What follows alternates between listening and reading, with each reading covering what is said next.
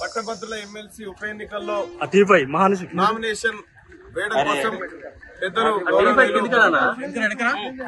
మంత్రివర్యులు కోమటిరెడ్డి వెంకటరెడ్డి గారు, అలాగే ఎమ్మెల్యేలు అన్నలు భక్తుల లక్ష్మారెడ్డి గారు, అలాగే వేముల వీరేశం గారు, అలాగే జయవీరన్న గారు, అలాగే బీర్ల ఐలయ్య గారు, ఇలా చాలా మంది నాయకులు కాంగ్రెస్ పార్టీ అధిష్టానం ఆదేశం మేరకు ఇక్కడికి రావడం జరిగింది. సోదరులారా, మీడియా సోదరులారా, నేను ఒకటే చెప్తా ఉన్నా, రాజకీయాలు ఆదర్శవంతంగా ఉండాలని నేను కాంగ్రెస్ పార్టీని ఎంచుకున్నా. కాంగ్రెస్ పార్టీ ఆదర్శ రాజకీయాల వైపు వచ్చినాయి. నేను ఒక మాట గతంలో ప్రజలకు చెప్పిన, నేను రాజకీయాల్లోకి పూర్తి స్థాయిలో ఎంటర్ అయ్యే రోజు నా ఆస్తులని ప్రభుత్వానికి అప్పచెప్పిన తర్వాతనే వస్తా. ఆ తర్వాత నేను దిగిపోయేటప్పుడు నా ఆస్తులు చెక్ చేసుకుని అప్పుడు నన్ను దించేయండి అని చెప్పి అన్నట్టుగానే ఇవాళ మంత్రి కోమటిరెడ్డి వెంకటరెడ్డి గారికి అన్నకు చీఫ్ సెక్రటరీ గారిని అడ్రస్ చేస్తూ, మీరు ఎప్పుడు ఆదేశించినా నాకు సిగ్నేచర్ చేయడానికి సిద్ధంగా ఉంది, మీరు ఆ ఫార్మాట్ చెప్పండి అని చెప్పి చీఫ్ సెక్రటరీ గారికి ఆస్తులను రాసిస్తూ అన్న మంత్రి గారి చేత మేడం కి పంపించడం జరుగుతుంది. అలాగే పట్టభద్రులకు నేను చేసేటువంటి విజ్ఞప్తి ఒకటే, అన్న నిజంగా నాకున్నది 3 సంవత్సరాలే. 3 సంవత్సరాల కాల పరిమితిలో ఒకవేళ తీన్మార్ మల్లన్న గనక మీకు నచ్చిన విధంగా పని చేయకపోతే నేను ప్రజా రెఫరెండానికి సిద్ధం. ఒకవేళ మీరు గనక తీన్మార్ మల్లన్న నువ్వు మా ఆకాంక్షలకు అనుగుణంగా పని చేయలేదు అంటే వెంటనే రాజీనామా చేసి కాళ్ళ దగ్గర పెట్టుకోవడానికి సిద్ధంగా ఉన్నా. దయచేసి సోదరులారా, ఒక ఆదర్శవంతమైన రాజకీయాల కోసం, ఒక నీతివంతమైన రాజకీయాల కోసం ఒక అవకాశం ఇవ్వాల్సిందిగా వరంగల్, నల్గొండ, ఖమ్మం పట్టభద్రులందరికీ నేను రిక్వెస్ట్ చేస్తా ఉన్నా, నమస్కరించి అడుగుతా ఉన్నా. ఇక అలాగే ఉద్యోగస్తులకు కానీ, నిరుద్యోగులకు కానీ, టీచర్లకు కానీ, అలాగే వివిధ సమస్యలతో ఉన్నటువంటి ఉద్యోగులకు కానీ నాది బాధ్యత. నేను మా అన్నగారి ద్వారా, ఇక్కడ ఉన్నటువంటి మా సోదరులు ఎమ్మెల్యేల ద్వారా ఈ ప్రభుత్వాన్ని ఖచ్చితంగా అడిగి మీ ప్రశ్నలన్నింటినీ మీ సమాధానాలు రాబట్టి మీ అందరికి అప్పు చెప్తామని తెలియజేస్తూ, అలాగే జీవో 46 బాధితులకు కూడా మంత్రి గారు ఇప్పుడే చెప్పినారు, యాజ్ సూన్ యాజ్ పాసిబుల్ దానిపైన నిర్ణయం తీసుకుంటామని చెప్పి మంత్రి గారు ఇప్పుడే సభావేదికగా చెప్పినటువంటి పరిస్థితి. మొత్తానికి ప్రజలందరూ సంతోషంగా ఉండాలని కాంగ్రెస్ పార్టీ, ఆ కాంగ్రెస్ పార్టీలో నేనున్నందుకు గర్వపడుతూ ఇవాళ కాంగ్రెస్ పార్టీ తరఫున నామినేషన్ వేయడం జరిగింది. జీవో 46 మీద మొదటి అసెంబ్లీ సమావేశంలో నేను మంత్రిగా కాగానే మా జిల్లా ఎమ్మెల్యే అందరూ మేడం పోయి ముఖ్యమంత్రి గారు చెప్తే మళ్ళా 2వ మీటింగ్ లో కూడా కొందరు సీనియర్ ఆఫీసర్లు పిలిపించడం జరిగింది.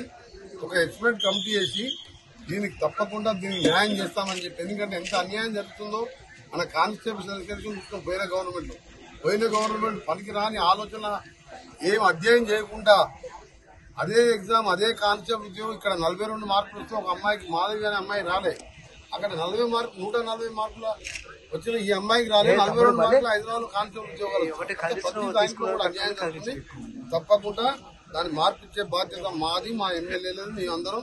ముఖ్యమంత్రి గారు కూడా దాని మీద కమిటీ చేస్తున్నాడు. త్వరలోనే మల్లన్న గారు కౌన్సిల్ వచ్చినట్టు ఆయన అయితే ఇంకోటి మీకు తెలుసు కదా, స్వపక్షమైనా విపక్షమైనా ఆయన పోరాటం నడుస్తూనే ఉంటది. ఆయన మాతో కూడా ఉంటాడు. మేమందరం కలిసి దాన్ని కూడా చేస్తామని నిరుద్యోగులందరూ కూడా హామీ ఇవ్వడం కాదు, అమలు చేసి చూపిస్తాం, న్యాయం చేస్తాం.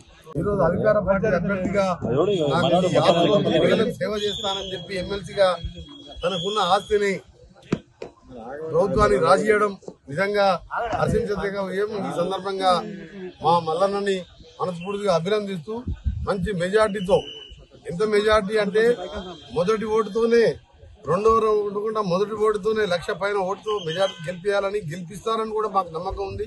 ఎందుకంటే 10 సంవత్సరాలు ఆయన పోరాటం చూసినాం. ఈ రోజు అందుకనే కల్లపల్లి మాటలు చెప్పి గతంలో మోడీ గారు సంవత్సరానికి 2 కోట్ల ఉద్యోగాలని 15 లక్షలు మీ అకౌంట్ లో వేస్తానని చెప్పి అదాని అంబానీకే పరిమితమైన మోడీ గారి పాలన చూసాం. ఇక్కడ కేసీఆర్ 10 ఏళ్లలో ఒక్క డిఎస్సీ పెట్టకుండా చూసాం. ఒక్క డిఎస్సీ పెట్టలే. 60,000 మంది ఉద్యోగులు, టీచర్లు రిటైర్ అయితే 6,000 స్కూళ్లు మూతపడ్డాయి. ఉద్యోగులకు 1వ తారీఖు జీతాలనే మర్చిపోయిండు. పెన్షనర్స్ కు 20వ తారీఖు సెల్ ఫోన్ చూసుకుండు. బ్యాంకులలో వాళ్ళకి తీసుకున్న అప్పులకు వడ్డీ కడుతున్నాయి. ఎన్పిఐ అకౌంట్ గా మరి లోన్లు దొరకని పరిస్థితి ఉద్యోగులకు. ఒకవైపు వాళ్ళకి పిఆర్సీ ఇస్తే బిచ్చం వేసినట్టు 5% పిఆర్సీ ఇచ్చింది.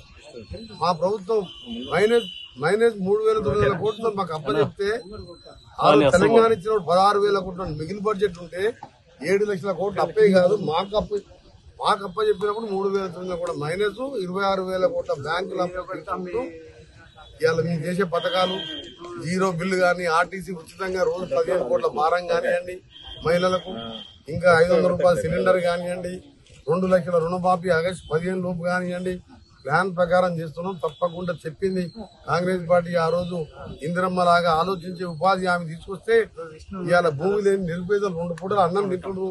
80 ఏళ్ల వయసున పోయి 4 గంటలు పనిచేస్తే 150 రూపాయల కూలి వస్తుంది. దాన్ని మా మేనిఫెస్టోలో 400 కనీస కూలి కింద పెట్టాం. 5 న్యాయపత్రాలు 1,00,000 రూపాయలు యువకులకు పెట్టాం. అందుకని అందరూ కూడా మా మల్లన్నని గెలిపించాలని, మంచి మెజార్టీతో యువకులు ఇక్కడ నల్గొండలో ఓటర్స్ తక్కువ మీ ఫ్రెండ్స్ ఖమ్మంలో ఉన్నా, వరంగల్లో ఉన్నా, ఇంటింటికి మనం మాట్లాడుకోవాలి. మీరే శ్రీనివారి మన్నలాగా మారిపోవాలి. మీరు కూడా ఖమ్మం జిల్లా ఇన్ఛార్జ్ మినిస్టర్గా ఖమ్మంతో పాటు, నల్గొండతో పాటు, గతంలో ఎంపీగా జనగామ, వరంగల్లో ఉన్న పరిచయాలతో పాటు నేను కూడా చెప్తాం. మంచిగా మా మల్లన్నని మెజార్టీ గెలిపించి ఇవాళ ఒక ఆదర్శప్రాయంగా అతని ఆస్తిని రాసిస్తున్న మల్లన్నని అభినందిస్తూ అందరూ కూడా కష్టపడి గెలిపించాలని, దాంతో పాటు 2 ఎంపీలను కూడా మన తెలంగాణలో ఎక్కువ మెజార్టీ రావాలని భువనగిరి, నల్గొండ ఎంపీ అభ్యర్థులు ఇక్కడ రఘువీర్ గాని, అటు చామల కిరణ్ కూడా మంచి మెజార్టీ గెలిపించాలని విజ్ఞప్తి.